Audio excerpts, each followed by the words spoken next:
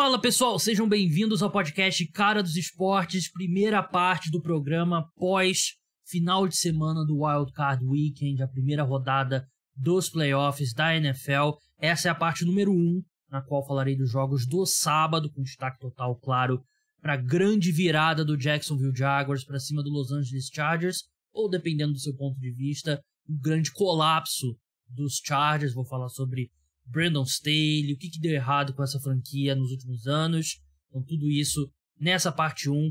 Na parte 2 falarei dos jogos do domingo e também já vou olhar para os jogos do Divisional Round que já estão definidos, olhando para as odds lá no Bodog, que é o parceiro oficial de apostas do podcast Cara dos Esportes. Crie sua conta utilizando o link que está na descrição. É mais uma forma de você apoiar o podcast. Se você puder também se tornar apoiador, link também está na descrição. Tem planos a partir de R$14 por mês que te dão acesso a um monte de conteúdo extra. Tem desconto assinando por Pix. Então, vários benefícios, além de você ajudar o podcast Cara dos Esportes a ficar no ar. Antes de entrar nas partidas do sábado, só queria pedir para você que escuta no Spotify ou no Apple Podcast, deixa 5 estrelas lá na avaliação, ajuda bastante o podcast a subir no ranking. Convence um amigo a escutar esse momento agora de pós-temporada da NFL, playoffs. Muita gente aumenta o interesse pela NFL. Então, se você gosta do programa, convida um amigo seu ou uma amiga sua para escutar. Imagina se cada pessoa convidar outra pessoa para escutar o podcast, como a gente vai crescer. Dados os recados, vamos pro primeiro jogo, ordem cronológica. Vamos começar falando de 49ers e Seahawks. O San Francisco 49ers abriu os playoffs da NFL no sábado com um atropelo para cima do Seattle Seahawks, 41-23. Um jogo que foi equilibrado no primeiro tempo. O Seahawks foi para o intervalo vencendo por 17-16, depois de uma gafe ali do 49ers no final do segundo quarto, mas depois foram 25 pontos sem resposta, marcados pelos donos da casa, né? O jogo foi Santa Clara, na verdade, né? O estádio não é bem São Francisco, mas foi um atropelo no segundo tempo. O Seahawks ainda fez um touchdown no final do jogo, a partida já estava ali no garbage time, né? Só esperando o relógio chegar a 0, por isso que o placar foi 41-23. Mas um jogo que ofensivamente exemplifica a dificuldade de se enfrentar esse 49ers, de defender esse 49ers, porque o nível de talento no ataque da equipe é absurdo. E o Brock Purdy, ele, assim, claro, ele é mais talentoso do que você espera da última escolha do draft, literalmente a última escolha do draft, né? Mas ainda assim a gente viu muitas das limitações dele, né? A gente viu, principalmente no primeiro tempo, um quarterback calouro em campo, né? Um quarterback desconfortável. O Seahawks não estava conseguindo gerar muita pressão no Purdy ali, aquela pressão rápida tradicional, mas o Brock Purdy acabava pressionado porque ele tinha que segurar a bola, porque a secundária do Seahawks estava fazendo um bom trabalho marcando ali, principalmente da região intermediária para cima, né? Passes longos e intermediários ali, 20 jardas para cima, né? 15, 20 jardas para cima. Então tudo do 49ers era após a recepção e funciona, né? Porque você tem o Deebo Samuel, que é fantástico após a recepção, Brandon Ayuk, George Kittle, o próprio Christian McCaffrey. Então, quando você tem esse elenco de apoio, entre aspas, ridículo de bom, um cara como o Brock Purdy consegue ser um titular funcional, né? Ele tem os méritos dele, mas ser quarterback no ataque do Kyle Shanahan é jogar no modo fácil do Madden, né? Não tem jeito, e a gente viu isso. Os passes que deram avanços longos, você vê era muito, o Deebo Samuel sozinho, o Brandon Ayuk sozinho, né? O George Kittle quebra um tackle e avança para 23 jardas, né? Então, facilita muito a vida. E mesmo numa atuação bem abaixo do Brock Purdy do que ele vinha jogando no fim da temporada regular, os 49ers ainda vencem com tranquilidade, porque o nível de talento no ataque é um negócio de outro mundo, de outro mundo mesmo. Enquanto o Seahawks tem uma defesa questionável, como eu falei, não conseguiu gerar muita pressão para cima do Brock Purdy. Eu achei que fez um trabalho bem razoável contra o jogo terrestre, né? Porque você tira as 68 jardas daquela única corrida do Christian McCaffrey, os 49ers correram 32 vezes para 120 jardas, né? Que é um pouquinho menos de 4 jardas por carregada, por aí, que é uma média ok, mas não é nada de outro mundo, né? Não foi... Assim, eles não foram destruídos pelo ataque terrestre do 49ers. Teve uma corrida que eles não conseguiram conter, né? Que acabou no avanço longo do McCaffrey, que abriu uma avenida, né? Abriu ali, dava para passar um caminhão com um container de 40 pés, dado o espaço que a linha ofensiva do 49ers, e não só a linha ofensiva, né? O 49ers, o esquema de bloqueio pro jogo terrestre deles envolve muito o George Kittle, envolve muito os recebedores, eles fazem isso muito bem, encaixe muito bom. E o Seahawks é um time mais limitado, né? Eu falei no preview do jogo que o 49ers era o time que chegava aos playoffs provavelmente jogando o melhor futebol americano, e o Seahawks dos times saudáveis era o que chegava jogando pior, né? Dos times que chegaram nos playoffs. E eles até conseguiram fazer um jogo equilibrado, como eu falei, né? As dificuldades que o Brock Purdy teve no primeiro tempo, eles conseguiram avanço longo com o DK Metcalf, né? Um touchdown longo pro DK Metcalf, que era a chave, né? O Seahawks precisava de múltiplos touchdowns longos ali, não só DK Metcalf, mas Tyler Lockett, e conseguir turnovers, e não conseguiu turnover, conseguiu apenas um touchdown longo, né? Mas a gente lembra que esse jogo o Seahawks foi pro intervalo vencendo também porque teve um squib kick ali com, acho que eram 15 segundos pro fim do primeiro tempo, né? Squib kick, pra quem não sabe, é aquele chute que o kicker dá mais rasante no kickoff, que o objetivo ali é evitar que a bola chegue na mão do retornador, né? Isso você faz normalmente quando você tem 3, 4 segundos ali, 5 no máximo, no relógio ainda, porque basicamente não vai ter outra jogada, ou se tiver uma jogada, né? Mas ali os Seahawks ainda tiveram 9 segundos, o Dino Smith, que ele acaba gastando aquele tempo todo, mas sofreu uma falta desculpa, ridícula do Jimmy Ward, né? Foi muito burro o defensive back do 49ers, né? Que o Dino Smith, ele já estava indo pro slide, e o Jimmy Ward chegou tentando ali parar o Dino Smith, né? Mas aquela jogada, quando o quarterback ele vai pro slide, você não pode encostar nele. Se encostar é falta, e a falta, se tiver 1000 vezes, vão ser 1000 faltas. E foi um lance muito burro. E aí o Seahawks chutou o field goal, foi pro intervalo vencendo. Sorte do Jimmy Ward que esses pontos acabaram não fazendo a diferença, né? Porque no segundo tempo, o 49ers abre com um drive de 8 minutos, faz o touchdown ali no QB sneak com o Brock Purdy. Drive seguinte do Seahawks, desculpa. Fumble do Dino Smith, recuperado pelo Nick Bosa. 49ers faz mais um drive longo, abre 31 a 17. Punch do Seahawks, mais um touchdown do 49ers, no touchdown longo do Deebo Samuel, né, de 74 jardas. Que jogador que é o Deebo Samuel, cara, absolutamente de outro mundo, um dos melhores jogadores da NFL. E aí, no drive seguinte, Dino Smith lança interceptação, e aí acabou o jogo. Dali em diante, a maior parte do último quarto já foi o chamado garbage time, né, que a gente fala, quando o jogo já tá decidido, e é só gastando relógio ali, às vezes tem pontuação e tal. Mas uma atuação bem dominante do 49ers, superou um primeiro tempo vacilando um pouco. O Charvarius Ward foi um ponto que mais, além do Jimmy Ward, acho que mais até que o Jimmy Ward, né? O Jimmy Ward cometeu um erro muito grande.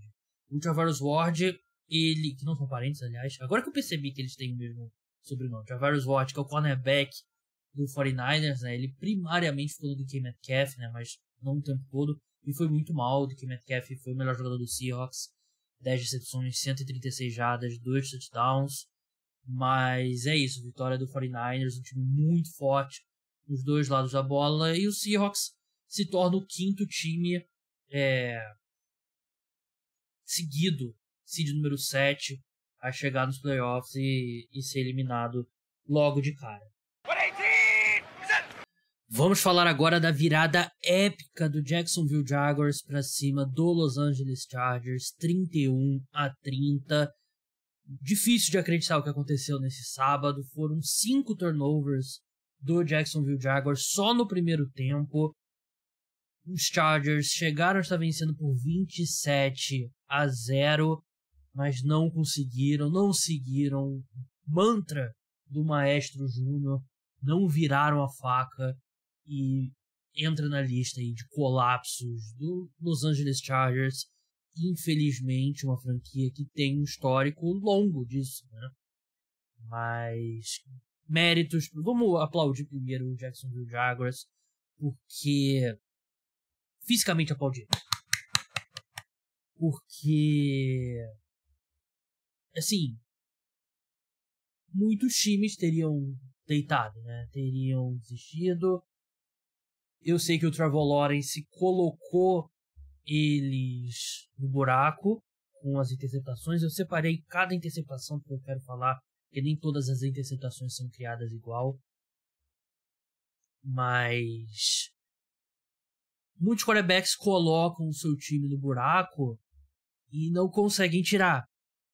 E o Trevor Lawrence conseguiu. O Trevor Lawrence fez um grande segundo tempo. Doug Peterson também fez um grande segundo tempo. Chamou um jogo bem melhor no segundo tempo do que no primeiro. Mas o Trevor Lawrence, ele realmente foi muito bem no segundo tempo. Coisa de quarterback especial.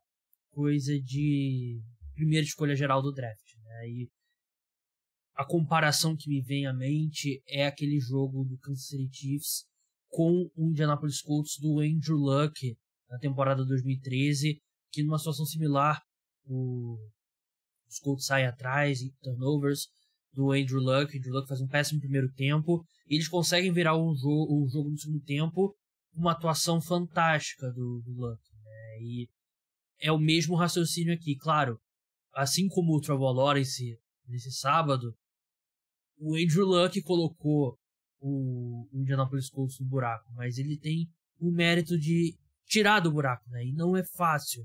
Não é fácil você continuar acreditando, você continuar tendo a coragem de olhar para seus companheiros e pensar, eu lancei 4 interceptações, mas vamos lá, a gente vai conseguir virar o jogo. Eu separei aqui, eu reassisti as 4 interceptações com detalhe.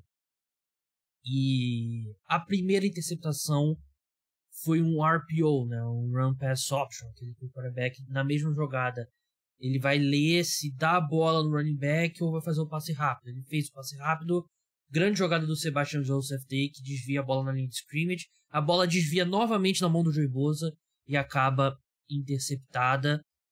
Baita azar do Trevor Lawrence. Ele não devia ter feito passe, porque o Sebastian Joseph Day cortou a linha. Mas foi um baita azar do Trevor Lawrence. A segunda foi uma rota de timing. Ou seja, né, o wide receiver tem que estar no lugar certo, na hora certa, numa quarta descida. E o Asante Samuel claramente comete falta, né? Claramente foi interferência. Tirou acho que era o Zay Jones da posição. Provavelmente não seria um passe completo sem a falta, porque acho que o passe também não foi muito preciso. Mas a interceptação tem grande dose, grande culpa da falta cometida pelo Asante Samuel, né? Então vamos colocar mais uma dessa aí pra azar do Trevor. Não tô dizendo que não foi culpa dele, mas foi um baita azar. Terceira interceptação foi toda nele. Ele não viu o Asante Samuel cobrindo ali na zona ali perto da linha de scrimmage, né? Que a gente chama de zona flat ali, né? Um dos lados do campo, mais próximo da linha de scrimmage. Ele não viu o Asante Samuel, foi interceptado, erro grotesco do Trevor Lawrence. E a quarta, um passe ruim do Trevor Lawrence também, mas foi uma jogadaça do Asante Samuel. 3 interceptações do Asante Samuel Jr., né? Eu vi o pai dele jogar. O pai dele, para quem talvez você lembre, você pode ter assistido ao jogo ou os highlights do jogo, no Super Bowl 42, da Helmet Catch, né? Do Eli Manning pro David Tyree. Naquele drive, no drive da Helmet Catch, 2 jogadas antes, se eu não me engano, tem uma interceptação dropada muito feia. Foi o pai do Asante Samuel Jr., o Asante Samuel pai. Então tem essa... me sentindo velho, né? Vi o pai do cara jogando.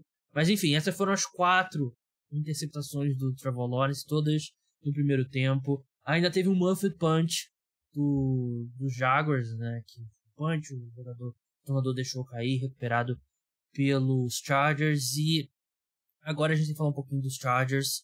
Eu vou falar do Brandon Staley, mas a última coisa que eu vou falar vai ser Brandon Staley, né? Mas nesse muffed punch, o punch já foi ruim, porque foi numa 4ª 2 no meio campo. Depois que eles recuperaram o muffed punch, não conseguiram touchdown e chutaram um field goal numa 4ª para gol faltando 5 jardas. Então foi uma decisão bem conservadora. E assim, qualquer pessoa que continue falando que o Brandon Staley muito agressivo e tal, não sei o que, você não tá vendo jogos. Desculpa, você não tá vendo jogos. Né? Ele chutou o field goal, esse que eu falei, né? Teve um field goal numa 4ª para 4, né? Depois de uma das interceptações. Teve o field goal que eles erraram, né? Que, claro, erraram. Mas a decisão de chutar o field goal foi péssima, porque foi numa 4ª para 3. Então, foram decisões muito ruins, né? Como eu falei no começo, não girou a faca. Não girou a faca pra cima do Jacksonville Jaguars, não matou o adversário. E tiveram vários outros erros ali que fizeram os Chargers perderem esse jogo. Muitos deles do Joey Bosa, né? O Joey Bosa teve um jogo terrível. Foram 3 faltas dele. Teve uma falta que manteve o drive do segundo touchdown dos Jaguars vivo. Teve a primeira unsportsmanlike conduct, né, que ele discutiu com o árbitro. E teve a segunda unsportsmanlike conduct, que foi pior ainda, que ele joga o capacete no chão. Porque o próprio Doug Peterson admitiu isso depois. Os Jaguars fizeram um touchdown. E eles iam chutar o extra point, mas como teve a falta do Joey Bosa, que colocou eles 1 jarda para frente, eles foram para a conversão de 2 pontos, e com a conversão de 2 pontos, que era a decisão correta mesmo sem a falta, mas com a falta torna completamente óbvio. Foi até uma jogada bem legal, né? Que o Trevor Lawrence, como ele é muito alto, ele recebeu o snap, só esticou a mão assim e se jogou para frente. E como ele atravessa a linha de gol com a posse de bola, touchdown. Quer dizer, touchdown no caso não, conversão de 2 pontos no caso. Mas o Doug Peterson admitiu que não teria ido para conversão de 2 pontos não fosse a falta do Joey Bosa, né? Então, custou, né? Porque tem a conversão de 2 pontos, com o field goal eles teriam empatado o jogo, né? E os Chargers ainda teriam a chance de vencer na prorrogação. Mas, foi um jogo muito ruim do Los Angeles Chargers. Eles começaram tão bem defensivamente, né? Porque, tudo bem, eu passei interceptação por interceptação, né? Mas o que os Chargers estavam fazendo muito bem é que eles estavam conseguindo... Eles não estavam mandando blitz. Eles têm Joey Bosa, tem Khalil Mack. Estavam conseguindo gerar alguma pressão ali no primeiro tempo. E toda a secundária estava sentando em todas as rotas, né? Não é aquela coisa que a gente vem falando, tirar o fundo do campo e tal, não sei o quê. Não, todo mundo perto da linha de scrimmage, um monte de gente perto da linha de scrimmage, às vezes homem a homem, às vezes zona, porque eles sabem que o Jacksonville Jaguars tem um ataque muito baseado em passes rápidos, né? Muito RPO, passe rápido, passe curto, RPO quase sempre é um passe curto, então tava todo mundo ali marcando, e o Trevor Lawrence não tinha para onde ir com a bola, né? Por isso que ele acabou lançando as 4 interceptações, né? Porque tinha muita gente, tava tudo congestionado nas regiões do campo que ele mais trabalha. E aí no segundo tempo os Chargers começaram a cometer mais erros, a pressão não estava chegando, e o Trevor Lawrence começou a arriscar alguns passes mais longos, né? Que teve que espalhar um pouco mais a defesa dos Chargers em campo. E foi assim que eles viraram o jogo. Um jogo que estava perdido. Que eu vou admitir para vocês, eu fui dormir no intervalo. Quem me segue no Twitter já viu, né? Eu fui dormir no intervalo. Eu faço isso muito, né? Porque, tirando Sunday Night Football, que eu tenho que gravar logo depois, Monday Night Football e Thursday Night Football, eu quase sempre vou dormir no intervalo. E aí no outro dia eu acordo cedo e vejo o segundo tempo na íntegra, né? E 99% das vezes eu não vejo o placar antes de botar. Eu boto no Game Pass, vou no condensado, boto até o intervalo e assisto tudo. Condensado você vê todo o jogo, né? Eles tiram intervalos e tal. E aí, 99% das vezes eu não vejo o placar antes, né? Pra ter um pouquinho de emoção, né? Mas dessa vez, como eu achei que o jogo tava perdido pro Jacksonville Jaguars, eu acordei 4 horas, mais ou menos, para ir no banheiro. Aí eu resolvi ver quanto que terminou o placar, porque eu tinha Chargers menos 5,5, né? Eu tinha apostado no Bulldog Chargers menos 5,5. E aí eu vi que os Jaguars ganharam e eu fiquei... Cara, eu fiquei arrasado. Eu fiquei sentado na minha cama no escuro e eu não consegui. Custei muito a dormir. Eu acordei era 4 horas, eu acho que eu só fui dormir 6 e pouco. Sem sacanagem, eu não consegui dormir. Lendo o que tá acontecendo e tal. Li sobre o jogo, vi o Twitter e não consegui. Demorei muito pra voltar a dormir, fiquei completamente arrasado.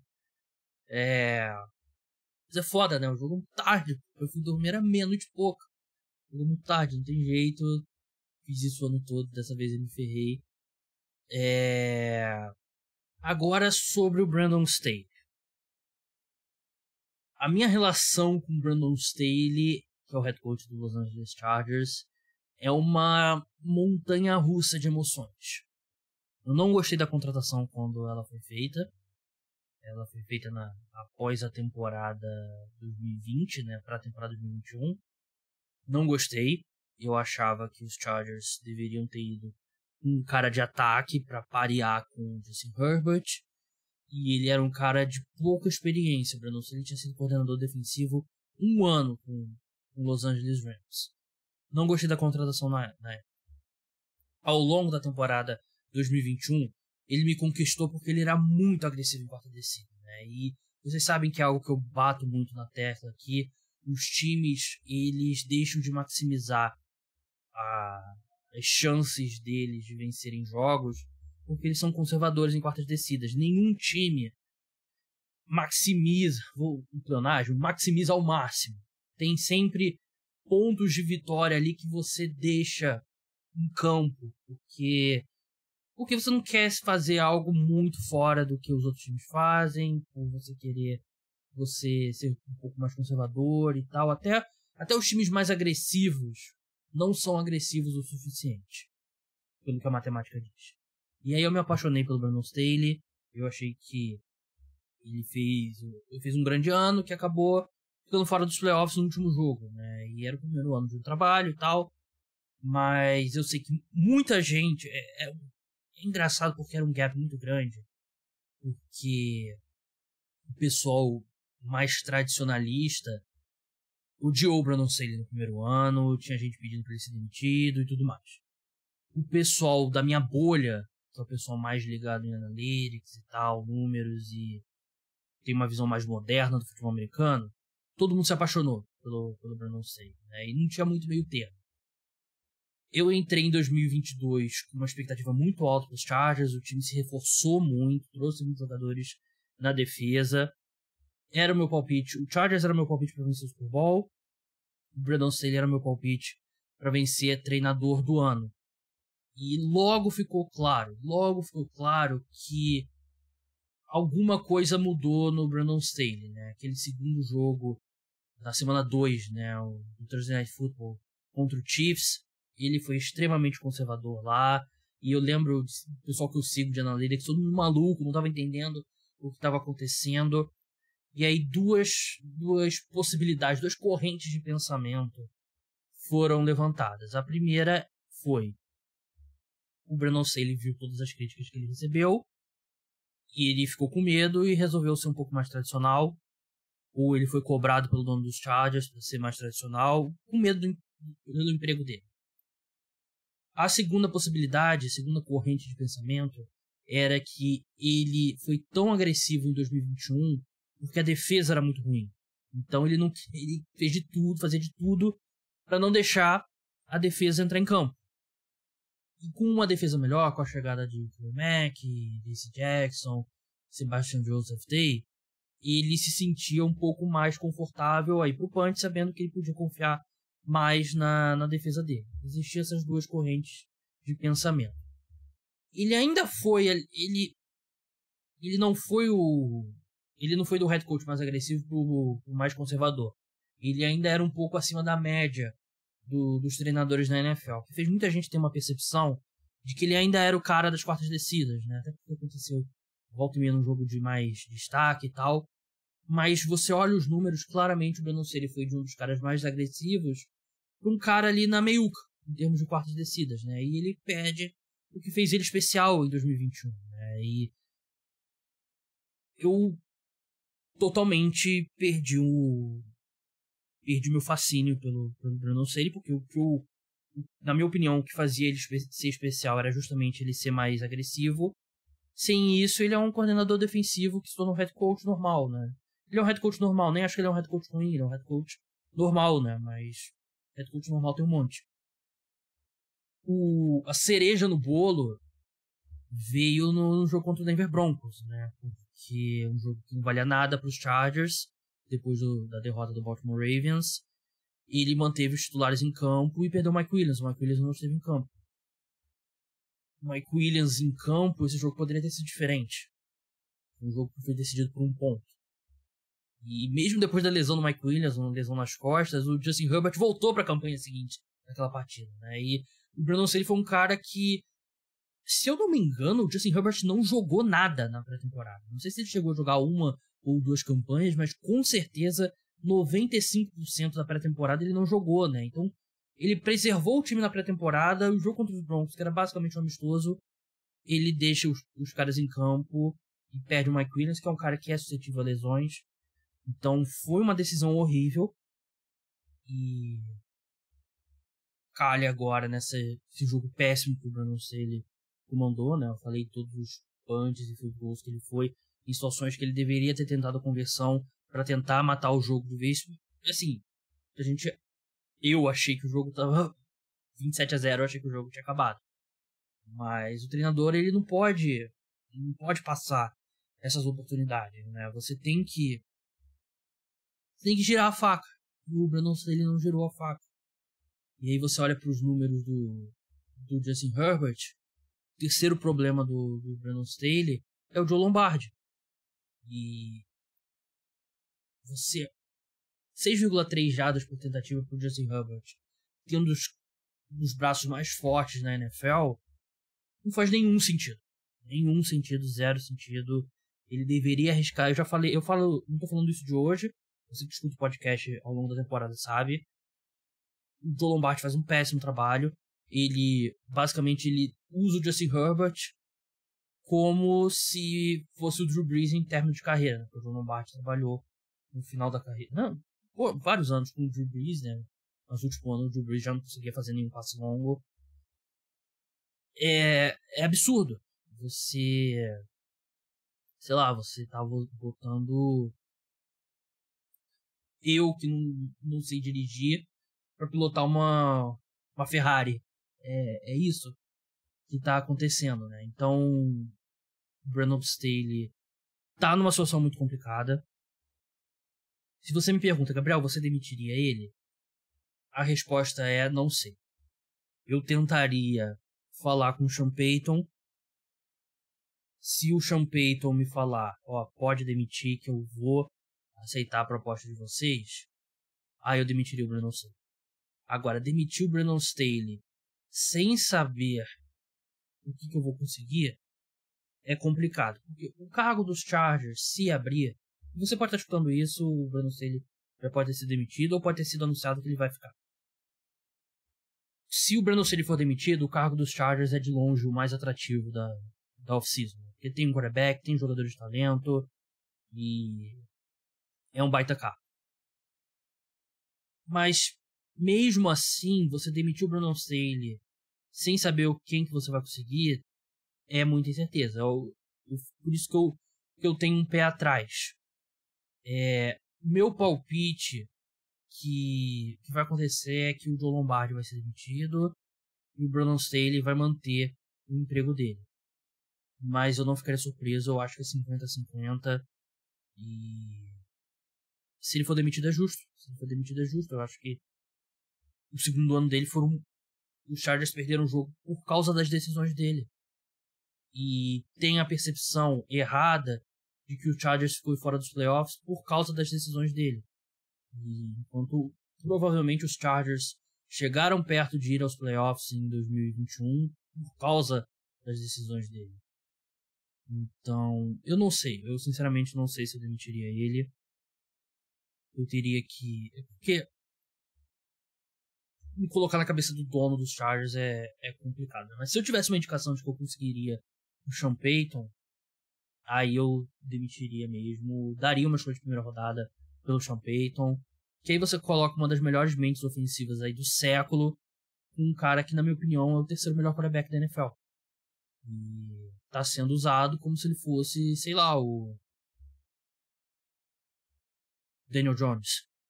Talvez.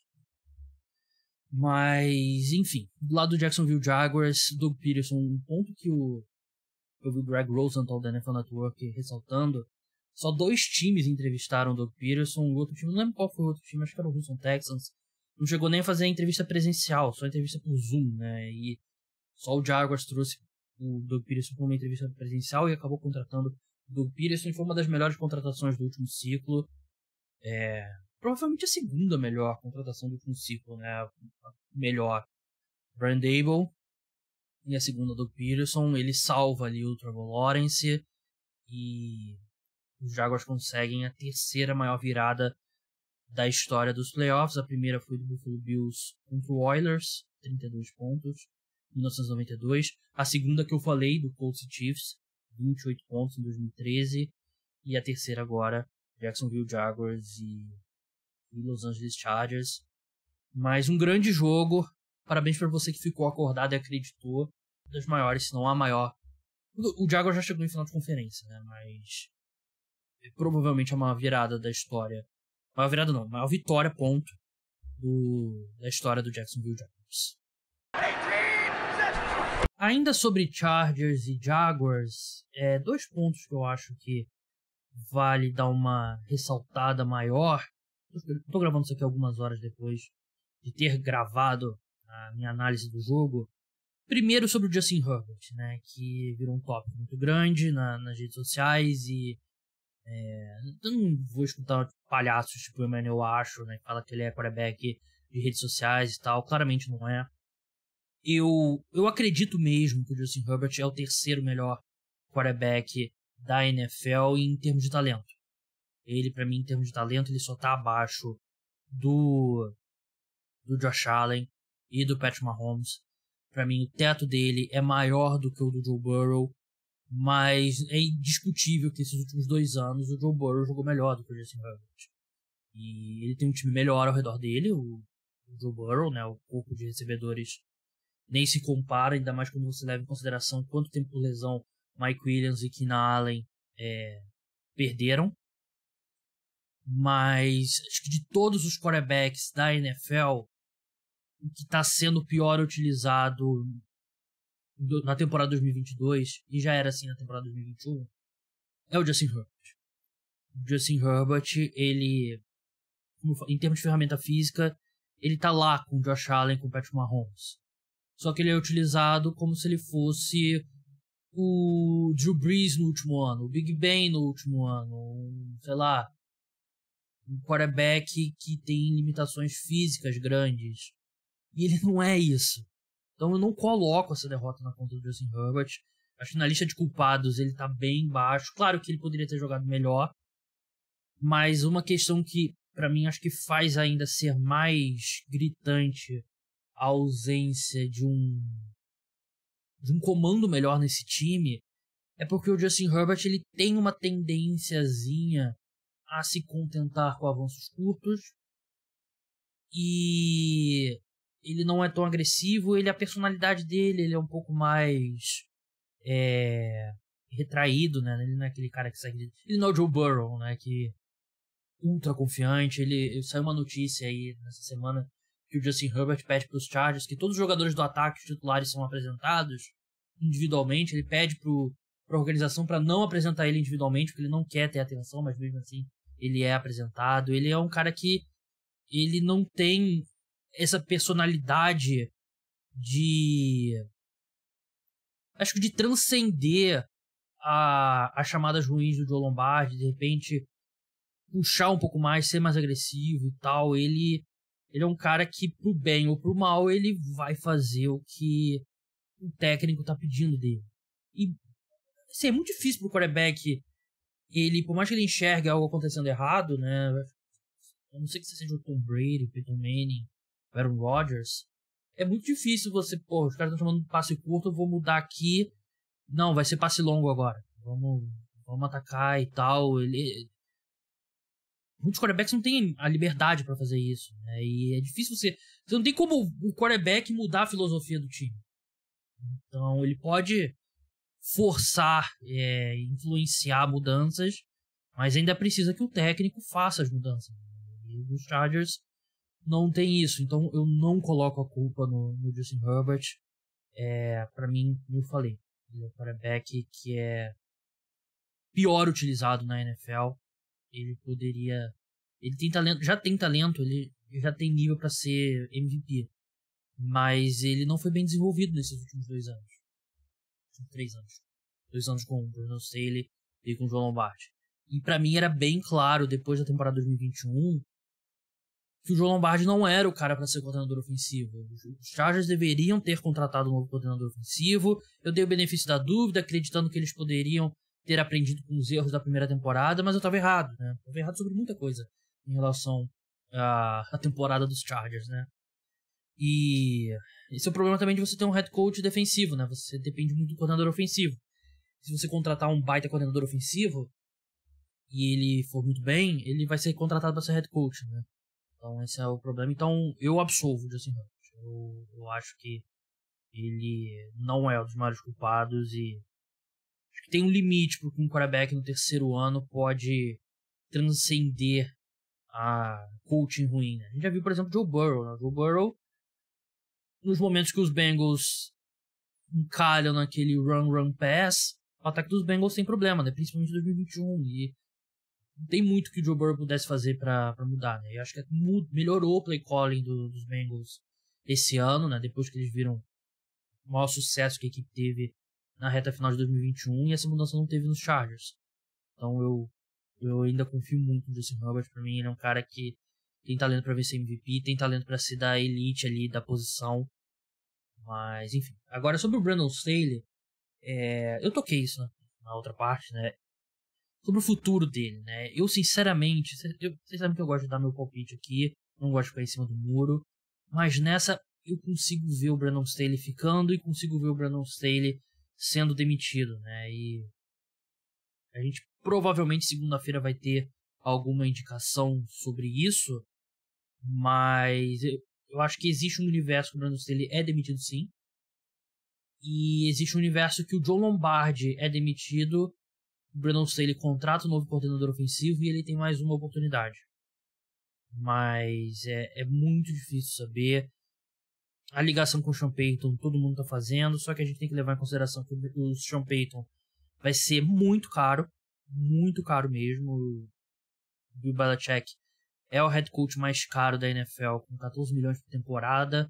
O Sean McVay, se não me engano, 16 milhões, deixa eu pesquisar aqui. Então, segundo aqui o Yahoo, Bill Belichick recebe 12,5 milhões de dólares por temporada, é o número 2, e o Sean McVay recebe entre 15 e 18 milhões de dólares, é o número 1. O Sean Payton provavelmente custaria entre esses dois, porque ele tem a opção de ficar na TV e ganhar bastante dinheiro e não ter que lidar com a pressão de ser head coach na NFL. Então os Chargers terão que pagar muito dinheiro, e o Chargers é uma das franquias menos ricas da NFL, então você tem que pagar o salário, tem que pagar o buyout, né? O resto do contrato do Brandon Staley, e pagar muito dinheiro no Sean Payton e a escolha de primeira rodada é um investimento muito grande. Eu não sei se o Chargers vai querer fazer isso. Por isso que, cara, eu acho que se eu tivesse que falar hoje, isso pode estar soando extremamente idiota, porque ele pode ter sido demitido, mas eu diria que é 50,1% eu acho que o Brandon Staley fica, 49,9% eu acho que o Brandon Staley sai.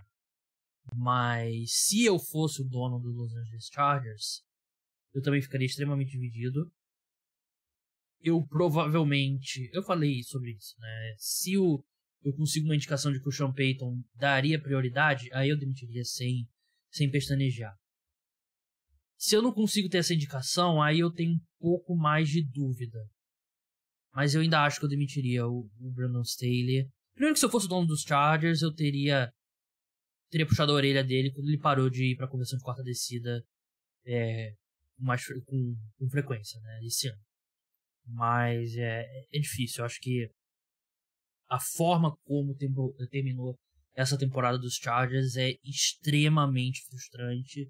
E é o tipo de, assim, pode soar um pouco assim, o imediatismo do futebol americano e tal. Pode.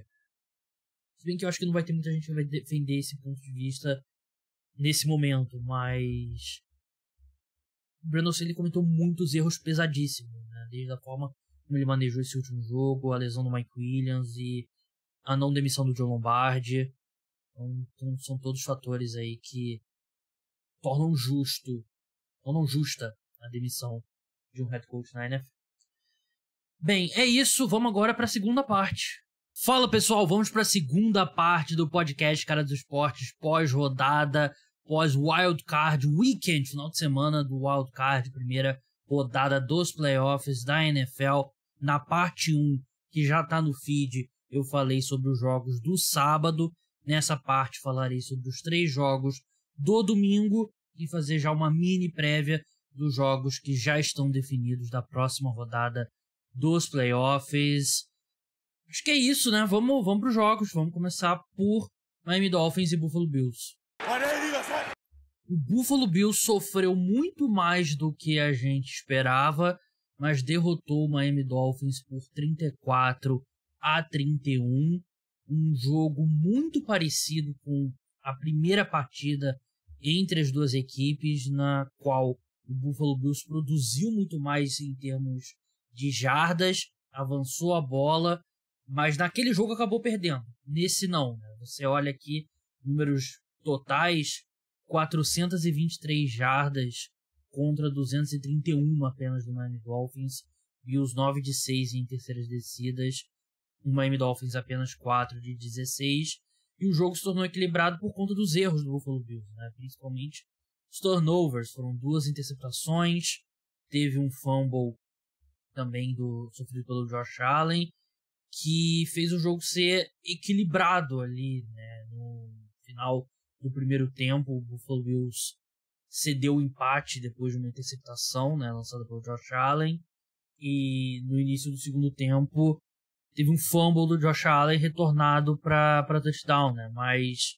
foram muitos, assim, os pontos do Miami Dolphins, em sua maioria, vieram quando os Bills deram um campo curto para os Dolphins, né? Depois desses turnovers, ou, como, por exemplo, o fumble retornado para touchdown. A equipe teve um drive realmente bom, que foi o touchdown quando eles perdiam por 34-24.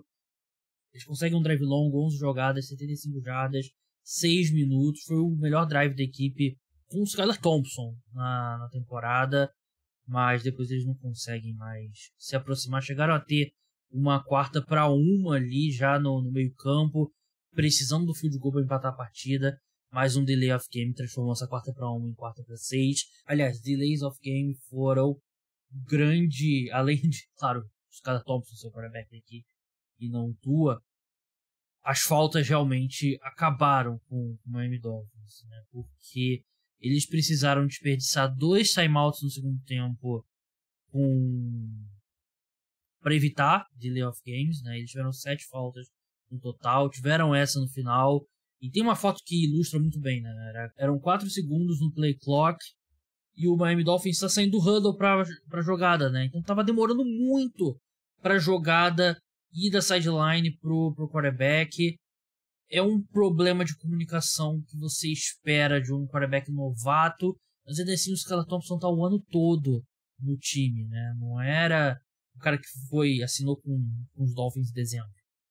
O cara que tá o ano todo na equipe, e acho que foi confusão também da comissão técnica, né? Que eu acho que o Mike McDaniel chamou um bom jogo, né? Mas esses problemas realmente sabotaram. Acho que dá pra colocar na conta dele também, né? Assim como dá pra colocar na conta dele uma das interceptações lançadas pelo Skylar Thompson. Os Dolphins estavam na frente, os Bills foram para um punch, os Dolphins com uma 3ª para 19 na linha de 8 jardas, né, com as costas na parede, eles chamam um passe ali. É uma situação que você, porcentagem para você converter ali é muito baixa, né? E principalmente com um quarterback limitado como o Skylar Thompson, a probabilidade dele cometer um erro e lançar uma pick six é muito maior do que você conseguir converter uma terceira para 19.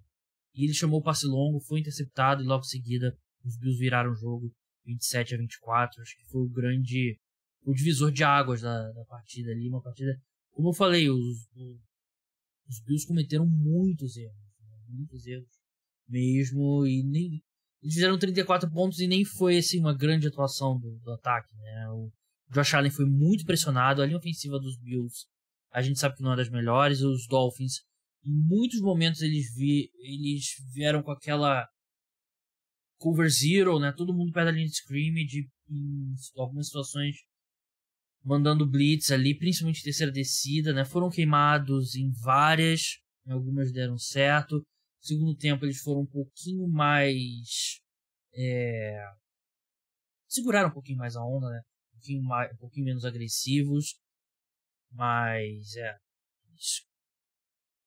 eu entendo, eu até conversei com alguém no Twitter sobre isso, eu entendo o Miami Dolphins querer fazer algo diferente, porque você fazendo seu jogo tradicional com seu QB3 contra um time poderoso como o Buffalo Bills, não vai dar certo. E eles conseguiram gerar os turnovers e se deram chance de vencer o jogo, né? Mas acabou que no final a diferença é muito grande quando você tem o Josh Allen de um lado e o Skylar Thompson do outro, que o Skylar Thompson termina com 18-45, 220 jardas, um touchdown, 2 interceptações, 4 sacks, média baixíssima, mas assim, teve oportunidade. Jalen Waddle teve um drop horrível no primeiro tempo, foram 2 drops dele, foram 2 passes que o Trey Davis White tirou da mão dele, que o grande jogadas, eu acho que um foi do Trey Davis White, outro acho que não foi do Trey Davis White, mas que méritos do cornerback, mas poderia ter feito algo melhor, o Jalen Waddle, né? E aí o Tyreek Hill teve um drop, o McKissick teve um drop, então eles não ajudaram muito o Skylar Thompson, né? O Skylar Thompson fez o que é possível para um cara que é muito limitado, que faltou um pouco, o Tyreek Hill não tá 100%, né? Mas faltou um pouco mais do que Sick, do Waddle e do Hill nessa partida. Quem sabe os Dolphins poderiam ter vencido a partida. O copo meio cheio, se você é torcedor do Buffalo Bills, é que vocês venceram com uma atuação nota 5,5 do Buffalo Bills, que eu acho que é um bom sinal. O que importa é vencer mesmo o jogo de playoff. Mas é isso, é um jogo que acabou sendo muito mais disputado do que a gente esperava. Vamos falar agora da vitória do New York Giants para cima do Minnesota Vikings, 31-24. Um grande jogo de futebol americano, muito equilibrado. As duas equipes jogaram bem, mas a equipe dos Giants jogou um pouco melhor. Uma partida fantástica do Daniel Jones, a melhor partida do Daniel Jones na NFL, por uma boa margem. Você, assim, tirando que é um jogo de playoff, é muito mais importante, né? Mas você botando o mesmo valor de todos os outros jogos dele, que haviam sido em temporada regular, ainda assim a melhor partida dele, preciso, decisivo. Quando eu precisava correr com a bola, ele fez e fez muito bem, se movimentou bem, tomou boas decisões. E eu tenho que levantar a mão aqui e vai rolar muito meme. Fila para pedir desculpa pro Daniel Jones, né? E todos esses eu estarei lá na fila, porque eu nunca imaginei que o Daniel Jones poderia jogar num nível tão alto como esse. Mesmo feita a ressalva que a defesa dos Vikings é horrível, é a pior defesa entre os times que chegaram nos playoffs, uma das piores defesas da NFL, mas ainda assim o Daniel Jones tem muitos méritos. O Brian Daboll tem muitos méritos também, mais ainda, porque ele fez o Daniel Jones jogar nesse nível, né? O que o Brian Daboll fez esse ano, todo mundo sabe o quão fantástico foi, e o jogo que ele chamou hoje foi perfeito. Chamadas perfeitas, e acho que o ápice disso tudo foi naquele último touchdown dos Giants, né? O drive do touchdown do 31-24. Os Giants tiveram uma 4-1.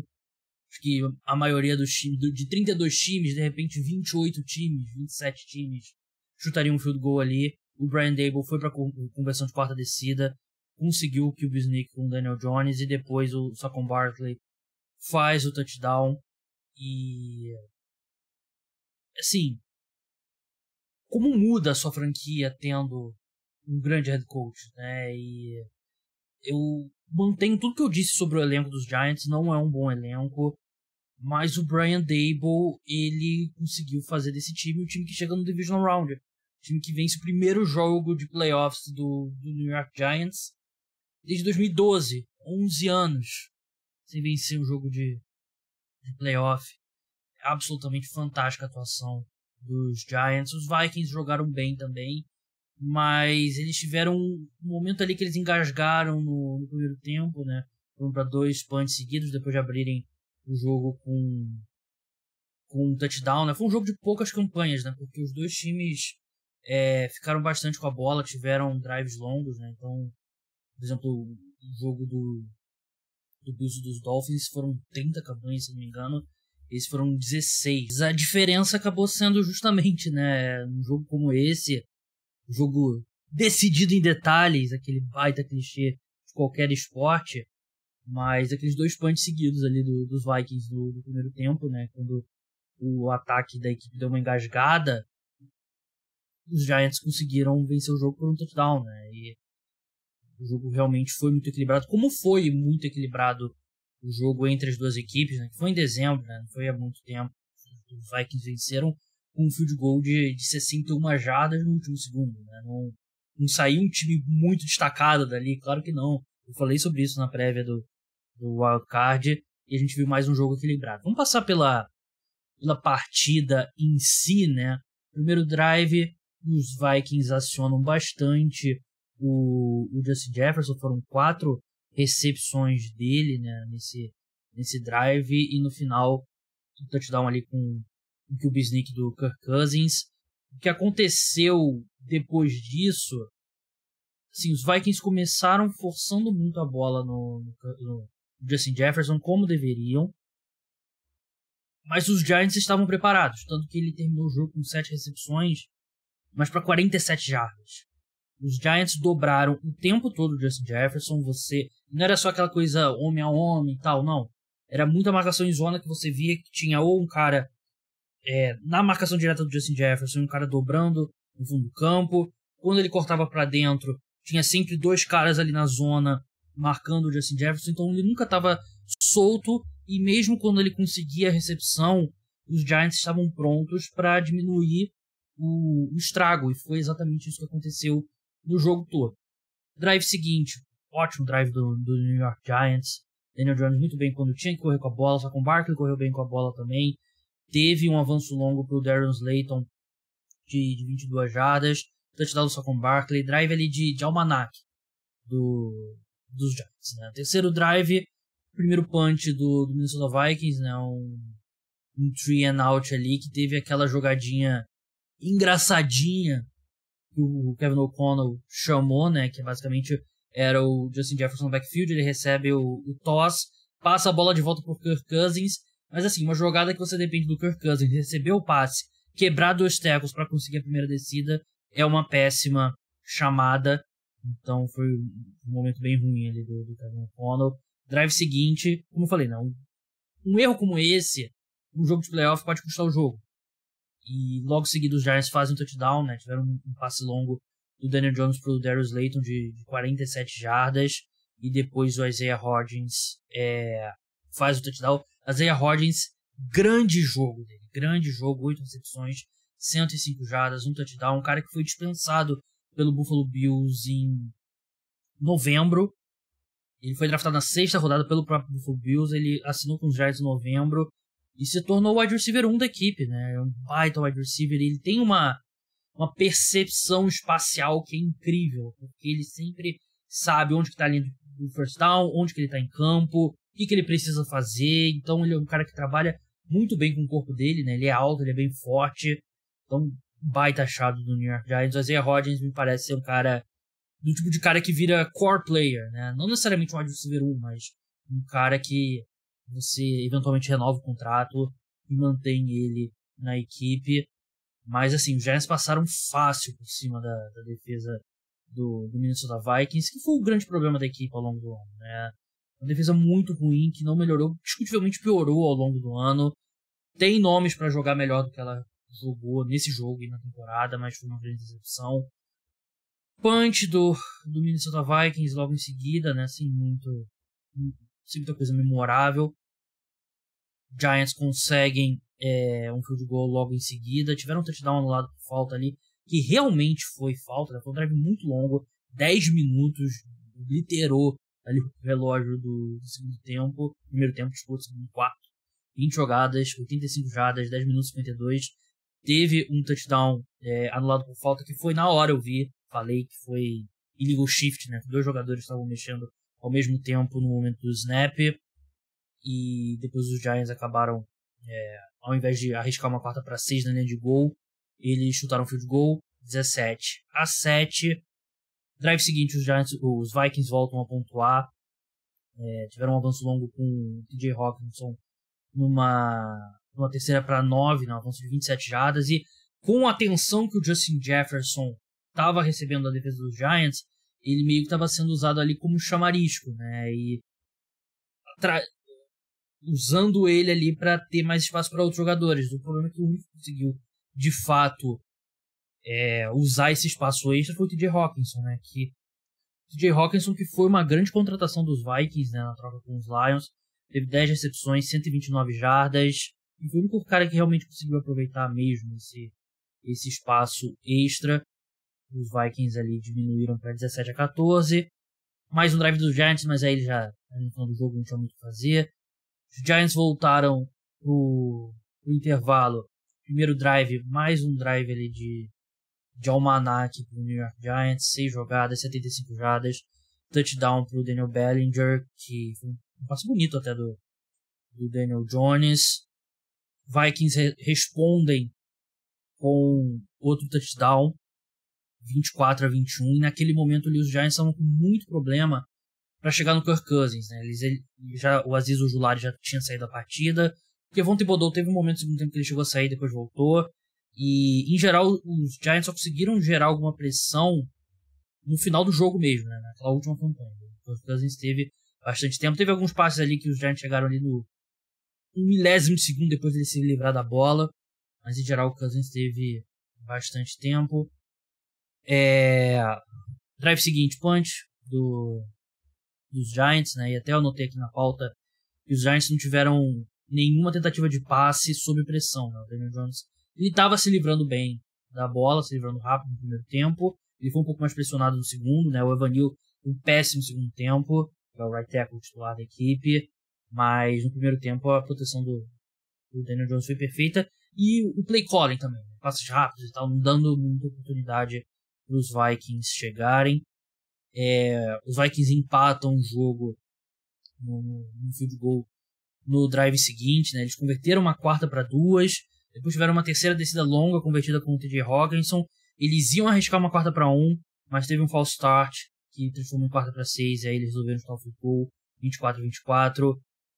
Aí veio o grande touchdown dos Giants, né? Mais um drive ali de gente grande ali, né? O último touchdown da equipe no jogo. Foram 4 minutos, 12 jogadas, 75 jardas.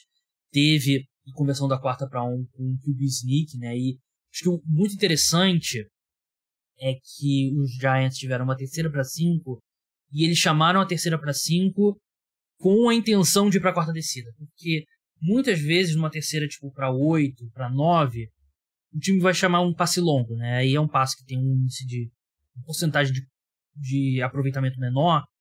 Passe incompleto e você é obrigado por punch. O ideal aqui é você chamar a terceira descida longa. Não era nem uma terceira descida longa, era uma terceira descida para 5. Sabendo que você vai chamar a quarta descida. Então os Giants chamaram um passe curto. O Rich James avançou 4 jardas, 4-1 com o QB sneak. Eles conseguem o touchdown. Quer dizer, eles conseguem conversão depois do touchdown com o Saquon Barkley, que ele carrega o Tomlinson, ex-jogador dos Giants, até a endzone. O Saquon Barkley é muito forte. Jogada seguinte, drive seguinte, 3-and-out do Minnesota Vikings, né? Não conseguiu nada. Depois foi a vez dos Giants terem a bola. Foram para um punch, mas conseguiram gastar 3 minutos do relógio, né? Receberam a bola com 6-12. Converteram uma quarta descida com mais uma vez um QB sneak. O Darius Slayton, que ele deve ter rezado muito, porque teve uma 3ª para 15, os Giants foram pro passe e tava lá. A chamada foi perfeita, teria convertido se o Darius Slayton não sofre um drop inexplicável. Ele tava livre e com isso os Giants foram pro punch. Felizmente fizeram os Vikings pedir todos os tempos. Vikings recebem a bola com 2 minutos e 56, sem tempo para pedir. Eles chegam ali na metade do campo, mas chegam na metade do campo ali graças a um roughing the passer bem questionável, marcado do Dexter Lawrence em cima dele. Eu sei que muita gente tá falando que o Dexter Lawrence bateu no capacete do Cousins, mas ele meio que roçou, assim, foi o antebraço dele, enquanto ele tentava chegar no Cousins, passou assim pela frente foi uma pancada direta, né? Assim, esse tipo de falta é marcado ao longo da temporada. Eu acho que não deveria ter sido, mas também não é um absurdo ter sido marcada. Mas os Vikings tiveram uma 4ª para 8 e o Cousins faz um passe curto pro TJ Hawkinson, que nunca tem nenhuma chance.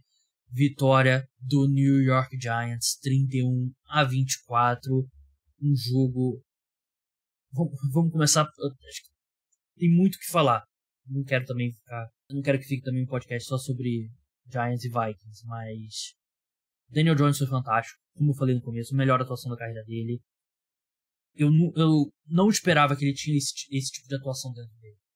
Muitos méritos do Brian Daboll, mas ele merece muitos elogios. Ele merece todo mundo que não acreditava nele, e eu tava nesse grupo, a gente tá vendo o Daniel Jones muito diferente.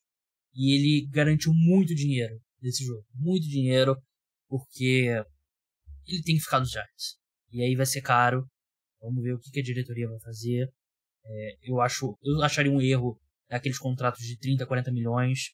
Acho que ainda tem um teto do Daniel Jones, mas ele provou que ele merece pelo menos ter a oportunidade de ser o franchise quarterback nos próximos anos. Né? Você não vai fechar um contrato de 5 anos do qual você não tem como sair com ele.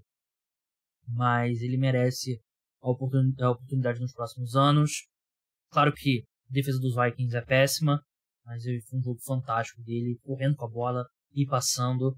O Saquon Barkley, que ele não termina com números espetaculares, foram 14 toques na bola para 109 jardas, né, 53 só correndo, acho que não faz jus ao impacto dele. Né? Jogou muito bem, teve momentos bem importantes ali, até correndo com a bola mesmo, teve 2 touchdowns, também foi uma peça-chave. O Isaiah Hodgins, como eu falei, né, um achado dos Giants, ele trabalhou com o Brian Daboll em Buffalo, né, e se tornou o wide receiver 1 da equipe, né, e tá fazendo essa reta final de temporada dele é muito boa, ele é um cara muito forte, corre bem rotas e, como eu falei, né, ele tem uma noção espacial muito boa.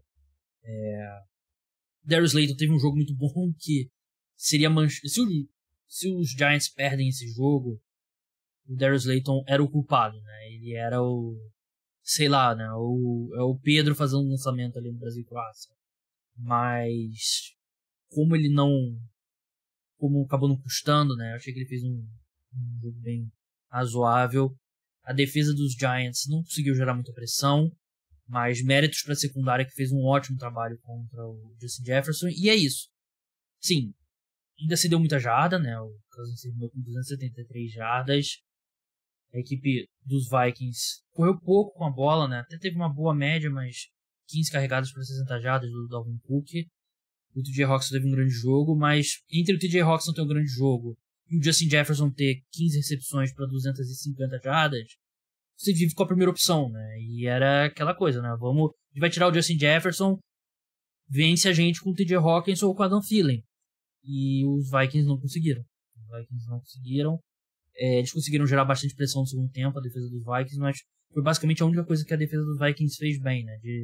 De resto, uma defesa muito fraca, como a gente já sabia, e se mostrou mais uma vez. O Cousins fez um jogo muito bom até essa 4ª para 8, que ele tentou o passe curto de Hawkinson, que não tinha a menor chance de chegar na primeira descida. Não tinha muita opção ali também, né? Como eu falei, o Justin Jefferson foi muito bem marcado ao longo da partida.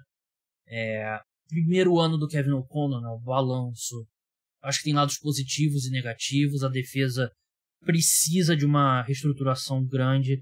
tem muito veterano, é uma defesa velha, é uma defesa ruim, precisa dar uma renovada bem grande, precisa reconstruir quase do zero. O ataque tem talento, mas o corpo de receivers precisa de trabalho ainda. Mas é isso, né? O Vikings, seed número 3, eliminado logo de cara. Era o que a gente esperava, né? Infelizmente, pro torcedor dos Vikings, né? Não era um time tão bom quanto um time de 3 vitórias normalmente é na NFL, né? E acho que o torcedor dos Vikings, provavelmente entre vocês, né? Vocês admitiam as fraquezas do time e, claro que contra o exterior, vocês se fecham, né? E toda a torcida é assim. Mas esse time dos Vikings nunca foi um time tão bom para vencer 13 jogos e chegou aos playoffs, perdeu logo de cara para um time que tecnicamente é inferior em termos de elenco, mas em termos coletivos é muito superior e venceu o melhor time nesse domingo. Antes de passar para o último jogo do domingo e para o preview já do Divisional Round, gostaria de lembrar sobre o programa de apoiadores, né? É muito importante continuar crescendo a base de apoiadores, só assim que o podcast vai continuar no ar. Então, se você curte o trabalho, quer apoiar, quer ter acesso a um monte de conteúdo extra, vai no link na descrição, tem planos começando por R$14 por mês e você ainda tem desconto assinando por Pix. Então dá uma olhada lá se você curte o meu trabalho e dá essa força. Vamos seguir. O Cincinnati Bengals derrotou o Baltimore Ravens por 24-17 num dia em que precisou da defesa salvar o dia com um touchdown de 98 jardas do Sam Hubbard. Ele recuperou o fumble do Tyler Huntley, levou para o outro lado, touchdown que garantiu a vitória do Cincinnati Bengals 24-17, um grande jogo, truncado, difícil, como é um jogo da AFC Norte, um jogo da AFC Norte raiz, diria, até porque essa divisão é sempre assim. Você pode ter os times com o momento que for, quando dois times da AFC Norte se enfrentam, é jogo truncado, jogador batendo boca depois do apito, empurra, defesa batendo forte, é a raiz da AFC Norte, né?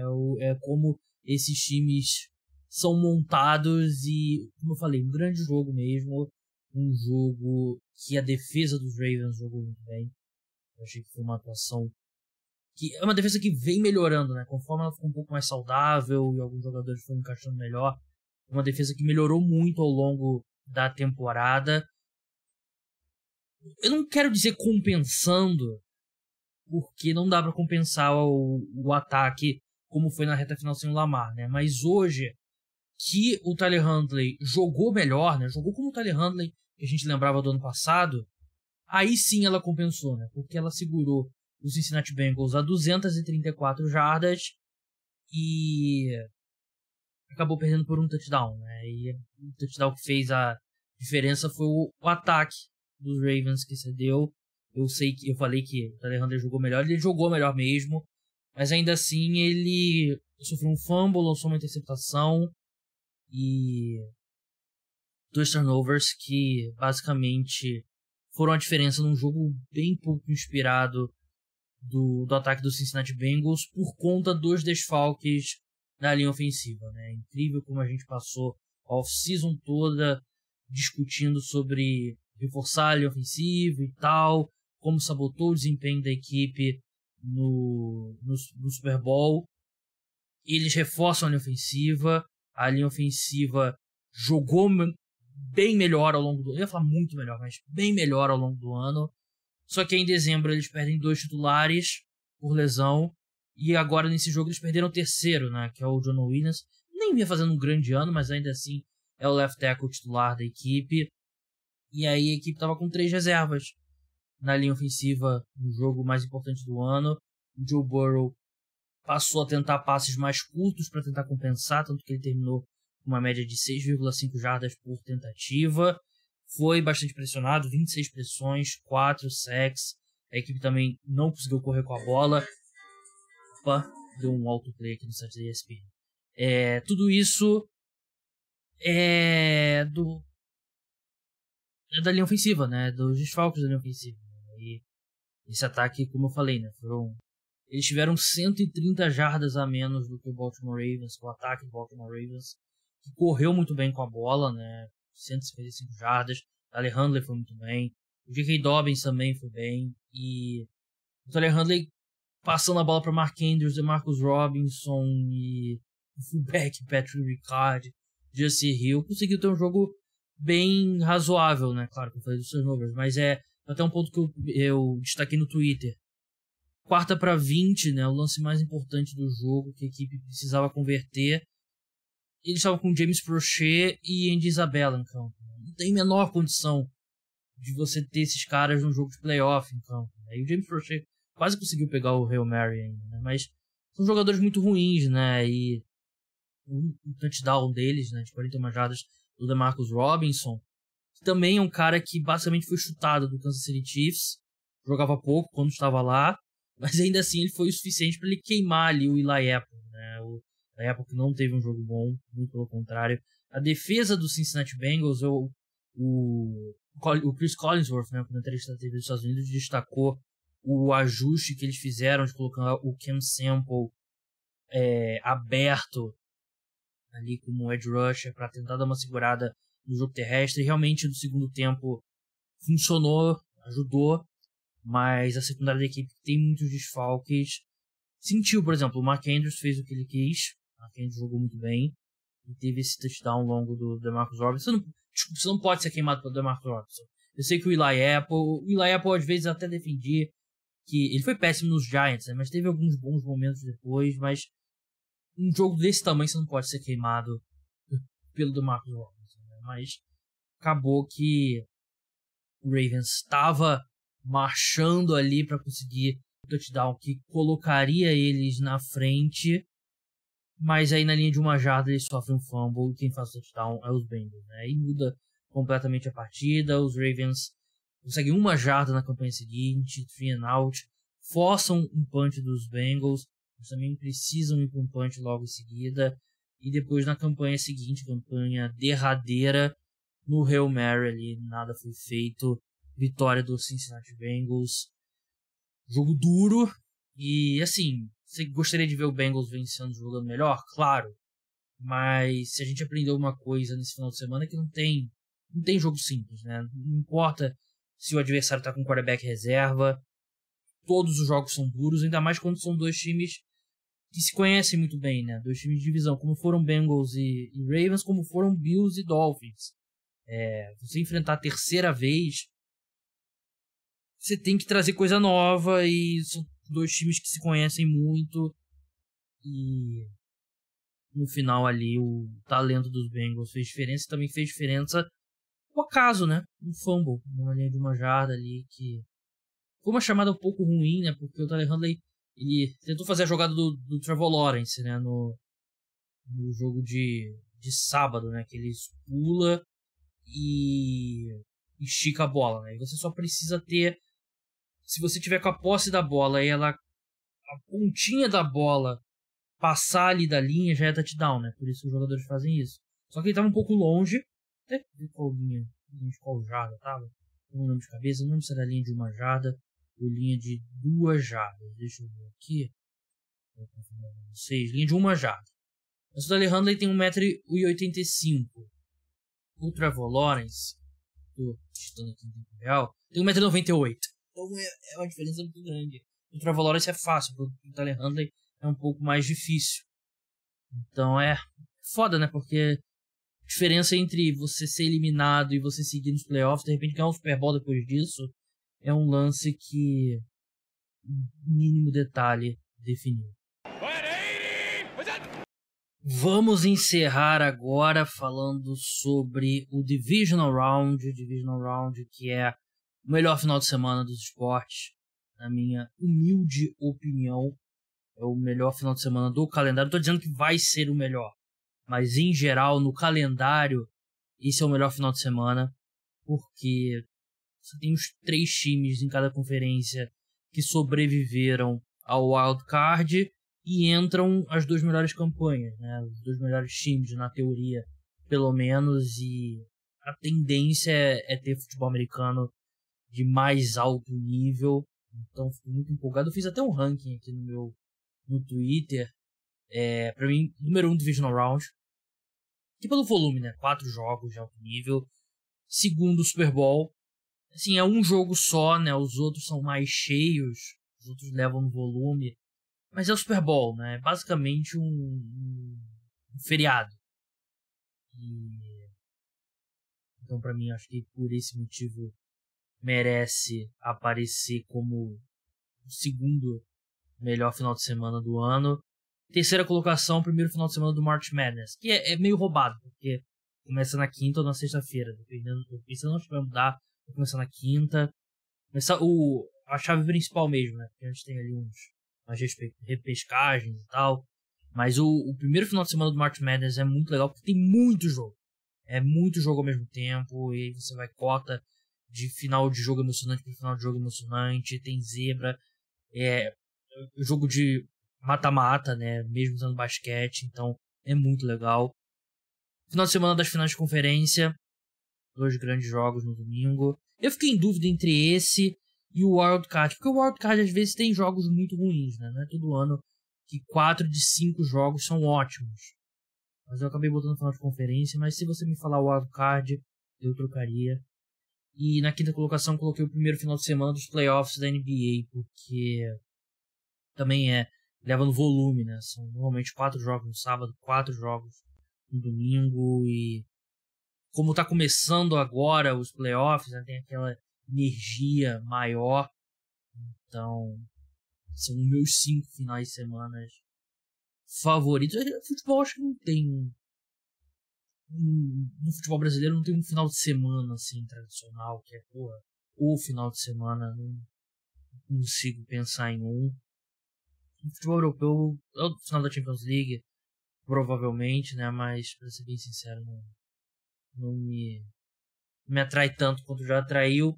Mas enfim, vamos falar dos jogos, né? A gente tem 3 jogos definidos. A gente vai... Como é que eu tinha separado um tweet com isso? Mas eu perdi a porra do tweet. Achei. A gente vai... Aliás, já tem até o calendário das finais de conferência, né? A gente vai ter no sábado, às 6h30, Jacksonville Jaguars contra o Kansas City Chiefs. O jogo é no Arrowhead, né? Casa do Kansas City Chiefs. E às 10h15... New York Giants enfrenta o Philadelphia Eagles. No domingo, a gente vai ter às 3 da tarde, 5 da tarde, Cincinnati Bengals, horário diferente mesmo, 5 da tarde, Cincinnati Bengals contra Buffalo Bills. Jogaço, promete muito. O jogo é em Buffalo. Eu vi algumas dúvidas ali no Twitter se ia ser campo neutro e tal. Não, o jogo é em Buffalo. A mudança lá que a NFL fez, o ajuste, era para o caso de 2 times que tivessem número diferente de jogos e que poderiam ter conquistado a Seed 1 caso aquele jogo entre Bengals e Bills terminasse como vencedor. Como Bengals e Bills têm o mesmo número de jogos, o jogo é em Buffalo. Se Bills e Chiefs vencerem, aí o jogo em campo neutro vai ser em Atlanta. E para encerrar, o segundo jogo da NFC, que vai ser ou Cowboys ou Buccaneers contra o San Francisco 49ers em São Francisco. Não importa qual dos dois que passem, vai ser em São Francisco. E as finais de conferência vão ser no domingo, dia 29 de janeiro. Final da NFC às 3 da tarde. Desculpa, é porque dá 3, eu tô acostumado com 3, que é o horário nosso, né? Mas tá 3 aqui, mas é o horário da Costa Leste, que é 5 da tarde. 5 da tarde final da NFC, 6h30 a final da AFC, que pode ser em Atlanta, caso Chiefs e Bills se enfrentem. Vamos passar agora para o mini preview do Divisional Round. Normalmente eu passo pelas odds do Bodog, que é o parceiro oficial de apostas do podcast Cara do Esporte. Crie sua conta, um dos melhores sites. Não difícil dizer o melhor, porque é muita coisa de gosto. Mas um dos melhores sites, mais tradicionais sites de apostas do mundo. Então, crie sua conta usando meu link. Me ajuda bastante se você fizer isso. Nesse momento, na hora aqui da gravação, eu tô gravando 1h53 da manhã, não tem ainda as odds no Bodog, né? As únicas odds que eles têm é do jogo entre Buccaneers e Cowboys, né? Dessa segunda-feira. Não deu tempo ainda. Eu catei aqui e encontrei um site dos Estados Unidos que não tem presença aqui no Brasil. Não vou dizer o nome, mas ele não tem presença aqui no Brasil.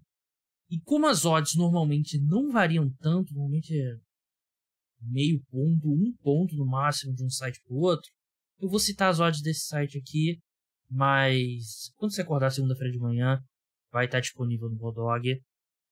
Jacksonville Jaguars contra Kansas City Chiefs. Chiefs favoritos por 10 pontos. A vitória dos Chiefs está pagando 1,24, dos Jaguars 4,30, total 48. Assim, a gente viu essa semana que nenhum time pode ser subestimado, né? Os Jaguars, obviamente, eles vão precisar começar um pouco mais rápidos. Eu acho que menos 10 é basicamente isso mesmo, a diferença entre Chiefs e Jaguars. Mas eu não quero pegar um time tendo que dando tantos pontos, né? Se eu fosse apostar, eu acho que o Chiefs vence, mas acho que os Jaguars têm condições de tornar esse jogo uma partida bem complicada, como a gente viu todos os jogos desse, menos 49ers. E que o Seahawks também fez jogo complicado com o 49ers no primeiro tempo, né? Mas eu iria aqui, cara, eu iria de Chiefs se eu tivesse que apostar num dos lados, mas eu não me sentiria confortável com o Chiefs menos 10. De repente, tentaria ali um handicap alternativo e combinaria com outra coisa. O outro jogo do sábado, New York Giants contra o Philadelphia Eagles. Eagles são favoritos por 7 pontos. Que era o que eu esperava mesmo, até estava conversando com um amigo meu. Eu chutei Eagles menos 6,5, deu Eagles menos 7. Vitória dos Giants 3,5. Vitória dos Eagles 1,33. Total 47,5. Eu acho que os Giants podem vencer esse jogo, mas os Eagles são muito favoritos. Se o Jalen Hurts estiver limitado fisicamente, aí não muda de cenário que os Giants são favoritos, não. Mas aí eu acho que a diferença entre os dois times diminui. O time dos Eagles é bem melhor do que o Minnesota Vikings e é bem mais forte na defesa, principalmente. A linha defensiva da equipe é muito forte, a secundária tem profundidade, então os Giants não vão atropelar os Eagles pelo chão como fizeram com o Minnesota Vikings, né? Então vai ser um jogo que vai exigir mais do Daniel Jones e vai exigir mais também da defesa, né? Os Eagles têm uma excelente linha ofensiva, não que a dos Vikings seja ruim, pelo contrário, mas eles também têm uma dupla muito boa, né? Enquanto os wide receivers, o A.J. Brown e o Devonta Smith, enquanto os Vikings tem o Justin Jefferson e o Adam Thielen não é mais o mesmo, e enfim, tem o TJ Hawkinson que é tight end, então tight end diferente. A gente viu os Giants conseguindo tirar o Justin Jefferson do jogo, mas se os Giants tirarem eles não podem pegar o mesmo plano e fazerem o mesmo com o A.J. Brown, porque os Eagles têm muitas outras armas, né? Não só no ataque aéreo, mas correndo com a bola também, né? Então é mais difícil. Eu acho que os Giants têm chance, mas menos 7 é isso. Esse Philadelphia Eagles menos 7 eu acho que é uma boa aposta. Se tiver essa no Bodog, eu acho que vale a pena. No domingo, Cincinnati Bengals e Buffalo Bills. Bills são favoritos por 4 pontos. Vitória dos Bills direto tá pagando em 49, dos Bengals 2,79. Over-under de pontos 50. O ataque dos Bengals, sem muito alarde, caiu bastante rendimento desde que eles começaram com os desfalques na linha ofensiva. Eles entraram com 2 reservas na linha ofensiva nesse domingo e ainda perderam o Jonah Williams, né? Não sei se ele vai jogar ainda já no Divisional Round, né? Não saíram notícias ainda. Vai passar por exames e tal. Então um ataque dos Bengals que deu uma caída. Eu acho que o Bills menos 4 é uma boa aposta. Eu acho que Eu sei que eles não jogaram bem contra o Miami Dolphins, mas eu acredito aqui no... Como eu falei no Ravens e Bengals, né? No fator terceiro jogo, né, da temporada, né? Dos times que se conheciam muito. Tudo bem que esses dois times se prepararam para se enfrentar há pouco tempo, mas não é a mesma coisa que dois rivais de divisão, né? Então acho que o Bills é favorito aqui. E eu gosto desse Bills -4. Creio eu que vai andar em direção aos Bills, porque acho que passado o choque de como foi o jogo contra o Miami Dolphins, as pessoas vão ver que teve muito azar, né? Turnovers e tal, que sei que os Bills lideram a NFL em turnovers, né? Mas alguns turnovers que foram azar nesse jogo, e não me preocuparia tanto assim, me preocupo mais com o ataque dos Bengals caindo de rendimento aí nas últimas semanas da temporada. Então é isso, pessoal. Muito obrigado a todos que escutaram o podcast. Se você está escutando pela primeira vez, segue o feed, se inscreve, seja qual for o seu podcast. Agradeço por ter dado uma oportunidade, espero que tenha gostado. O programa volta na quarta-feira com um preview do Divisional Round. Terça-feira à noite tem um podcast exclusivo para apoiadores com análise do Monday Night Football, né, Buccaneers e Cowboys. Então é isso. Até a próxima. Tchau.